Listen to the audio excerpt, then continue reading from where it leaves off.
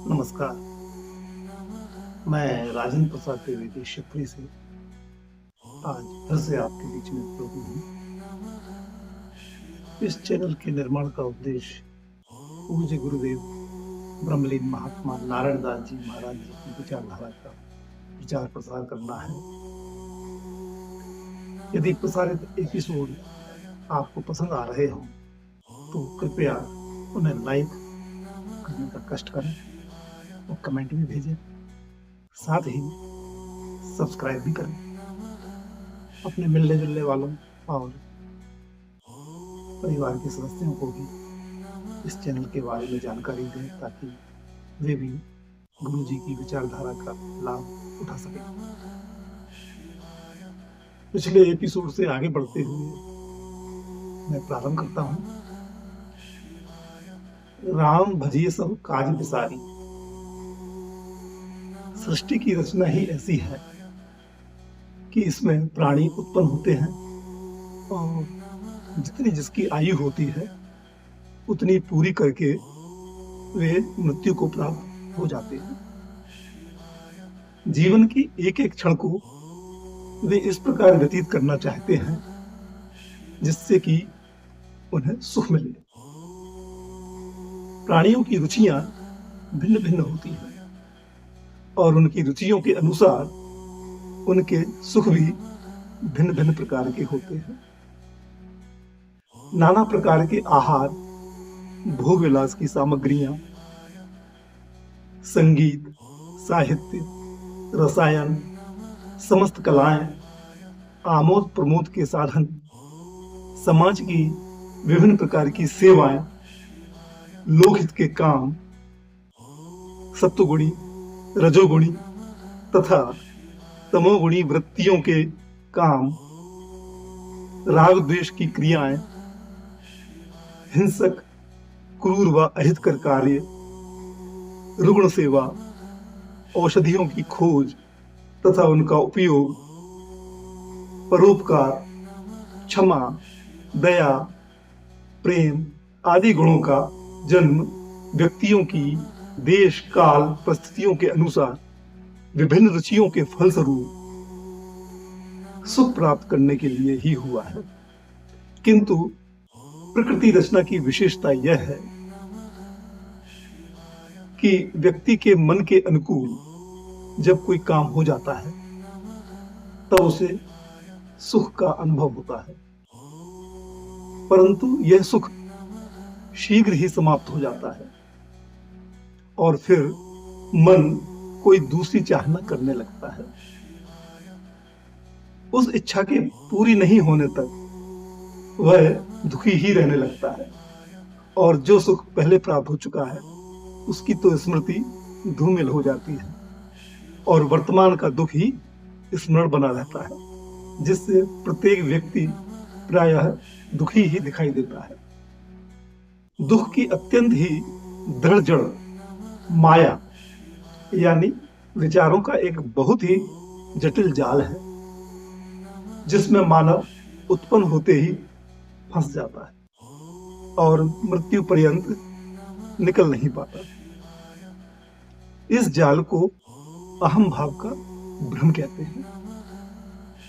बालहट, त्रियाहट ये तो प्रसिद्ध है ही, पर अनुभव में यही आता है कि प्रत्येक मानव ही प्रायः अपने मन के अनुकूल ही चलना चाहता है और अपने आश्रितों को चलाना चाहता है। जिन व्यक्तियों पर उसका बस नहीं चलता उन पर हार कर अपनी बात नहीं थोप पाता, लाचारी से ही मन दबाकर रह जाता है। शारीरिक अथवा मानसिक काम करने में भी प्रायः व्यक्ति अपनी इंद्रियों की शक्ति की सीमा पर विचार नहीं कर उन्हें थका देने में प्रसन्न होता है। संपर्क में आने वाले लोग भी उसे कर्मठ कहते हैं, पुरुषार्थी कहते हैं, यानी उसके अहम भाव को ही अधिक बढ़ावा देते हैं। शरीर व इंद्रियों से उनकी सीमा से अधिक काम लेने पर उनका थक जाना स्वाभाविक है, जिससे व्यक्ति आवश्यकता से अधिक इंद्रियों आदि से काम लेने पर पीछे थकावट अनुभव करता है और दुखी होता है और पछताता भी है। पर मन के अनुकूल करते समय उसे अच्छा लगता है। उस समय उसे ध्यान नहीं रहता कि यह अच्छा लगना नहीं वरन दुख पाना है। किंतु अहम भाव की प्रबलता उसे ठीक बात सोचने की ओर ध्यान ही नहीं देने देती। अहम भाव की प्रबलता का प्रधान कारण है अज्ञान। ऐसा लगता है कि अज्ञान प्रकृति की रचना का आवश्यक अंग है। अज्ञान से अभिप्राय है मेरेपन से। व्यक्ति के उत्पन्न होते ही माता पिता, कुटुंबियों तथा संपर्क में आने वाले लोगों से मेरेपन के संस्कार उसके मस्तिष्क में जमने लगते हैं। बालक अपने शरीर को समझता है कि यह मेरा शरीर है। शरीर में स्थित आंख, कान, नाक, हाथ, पैर आदि को वह अपना समझने लगता है। मेरी आंख, मेरे कान, मेरी नाक, मेरे हाथ, मेरे पैर आदि कहना स्वाभाविक हो जाता है। मैं बोल रहा हूँ, मैं सुन रहा हूँ, मैं रो रहा हूँ, मैं हंस रहा हूँ कहने को वह बिल्कुल सत्य समझता है।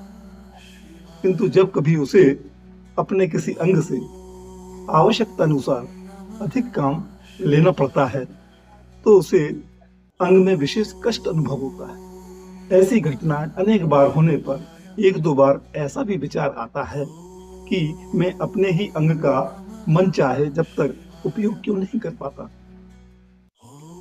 ऐसे विचार अनेक बार आने पर कभी कभी उसे यह भी ध्यान आता है कि मेरे द्वारा ना तो शरीर निर्मित है और ना ही शरीर का कोई अंग।